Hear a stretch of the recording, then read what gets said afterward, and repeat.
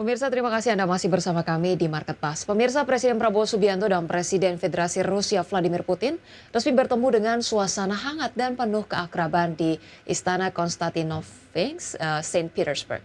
Ya, dalam pertemuan bilateral ini, kedua pemimpin negara sepakat untuk memperkuat hubungan diplomatik dan kemitraan strategis di bidang perekonomian.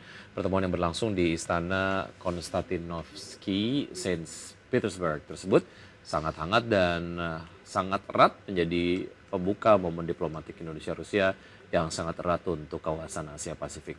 Presiden Prabowo menegaskan hubungan bilateral Indonesia dan Rusia sudah berjalan selama 75 tahun, menjadi simbol komitmen kedua negara untuk memperkuat kemitraan strategis yang telah terjalin lama, sekaligus membuka lembaran baru kerjasama Indonesia-Rusia yang lebih erat dan konkret. Selain itu, Rusia juga menjadi mitra perdagangan yang kuat, lebih lagi Rusia menjadi penggawa dalam organisasi BRICS. Bagi Indonesia, dukungan Rusia untuk Indonesia bergabung ke BRICS sangat berarti dengan kemitraan strategis yang konkret di kawasan Asia Pasifik. Meningkat terus, saya mengikuti perkembangan, banyak kemajuan di berbagai bidang, ekonomi membaik, hubungan ekonomi kita, kerjasama di banyak bidang juga sangat baik. Dan perjanjian kita ikut serta dalam Eurasian Free Trade Area juga berjalan dengan sangat baik. Jadi terima kasih Presiden Putin, banyak sekali kemajuan dalam hubungan ini dan terima kasih saya diundang sebagai tamu kehormatan di St. Petersburg Economic Forum. Ya, sementara itu Presiden Rusia Vladimir Putin secara tegas mendukung Indonesia masuk menjadi anggota BRICS demi keseimbangan kemitraan strategis kawasan Asia Pasifik. Ya, dalam sambutan jamuan spesial di Istana Konstantin Saint Petersburg, Presiden Vladimir Putin menyatakan dukungan penuh Rusia untuk Indonesia menjadi bagian dari kekuatan ekonomi yang beranggotakan Brasil, Rusia, India, China, dan Afrika Selatan.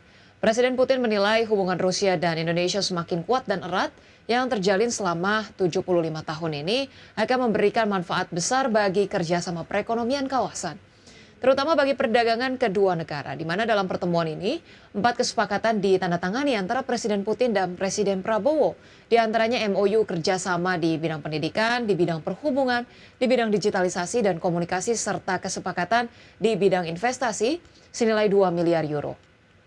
Rusia menilai Indonesia merupakan mitra dagang utama di kawasan Asia Tenggara.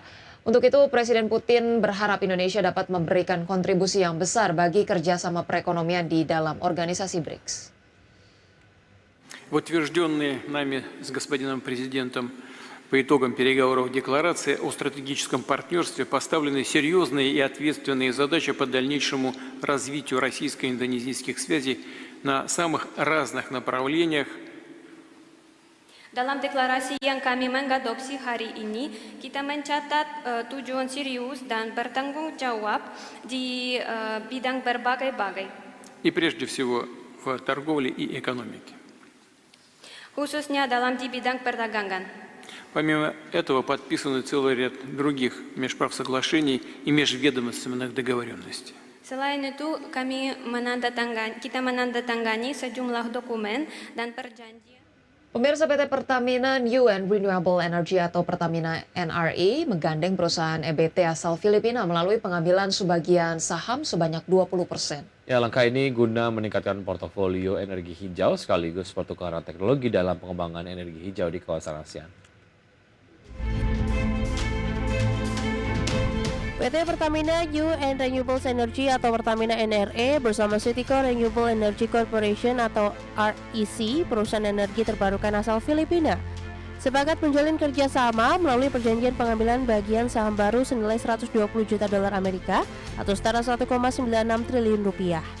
Kerjasama strategis ini menandai kepemilikan Pertamina NRE atas 20% saham CREC yang ditandatangani oleh CEO Pertamina NRE John Anis dan CEO CREC Oliver Tan.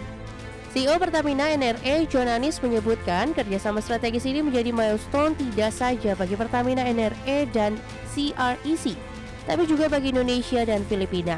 di mana langkah ini dipandang dapat meningkatkan portofolio energi hijau sekaligus pertukaran pengetahuan serta teknologi untuk meningkatkan kapabilitas dalam pengembangan energi hijau. Memang fokus sekarang adalah pengembangan solar panel yang ada di Filipina.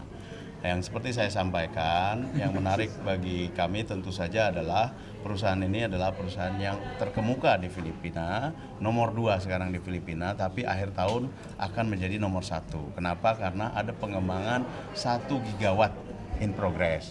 500 megawatt akan tercapai bulan depan, akhir tahun nanti another 500 megawatt. Jadi akan 1,3 karena sekarang mereka punya sekitar hampir 280-an 300 megawatt. Nah, jadi pengembangan itu cukup masif, cukup menarik. Nah, bagi Indonesia apa sih sebetulnya? Nah, bagi Indonesia itu satu, mereka itu kan punya pengalaman yang luar biasa. Jadi pengalaman di bidang konstruksi terutama untuk solar panelnya yang efisien. Nanti itu kita kan belajar dari situ untuk pengembangan di Indonesia. Sementara itu, kerjasama ini akan saling membuka peluang lebih luas keduanya untuk investasi mempercepat pengembangan energi terbarukan sesuai dengan asta-cita pemerintah. Selain itu, kerjasama ini memberikan manfaat investasi strategis antara lain pengembangan sumber daya manusia terkait pembangunan listrik tenaga surya. Energy. This is Citicorp Renewable Energy Corp, CREC. So the first gigawatt that we will be energizing will be this year. So around 500 next month and another 500 by Q3, Q4. So which will end up 1.3 gigawatt from only 0.28 right now. Pada kesempatan yang sama, kedua perusahaan juga menandatangani framework agreement atau perjanjian kerangka kerja untuk investasi energi terbarukan di Indonesia dan pengembangan kredit karbon dari proyek-proyek energi terbarukan. Dari Jakarta, Adi Firmansyah, IDX Channel. Ya, baik pemirsa, sebelum kita akhiri Market Buzz hari ini, kita akan melihat terlebih dahulu bagaimana update perdagangan ataupun posisi IHSG pada pagi hari ini. Kita lihat bersama, di sini IHSG tampak melemah 0,28% ke 6.949,4. Kemudian top gainers datang dari ENRG, BRMS, kemudian BRPT, Bumi, ESA, Apex, Dewa, Enzia, Fore, dan juga GPRA. Tablosis ada Suli Jati Bank, KPIG, kemudian juga ada Cleo, Inet, Halo, Mapi, Sent, dan juga Naik. Kalau kita lihat pergerakan di sektoral sudah cukup berubah dibandingkan dengan pada saat pembukaan tadi ya. Sudah beberapa sektor kemudian bergerak menguat. Sejauh ini dipimpin oleh sektor transportasi yang menguat 0,69%. Sementara sektor yang melemah paling dalam adalah sektor properti yang melemah 0,55%.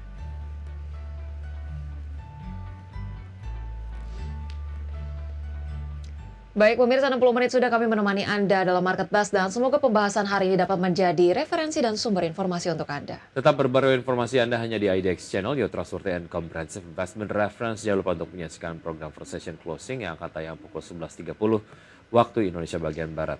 Ya, karena urusan masa depan harus yang terdepan. Aku investor saham. Saya Rosalin Ju. Dan saya Ki Adrian. Sampai jumpa.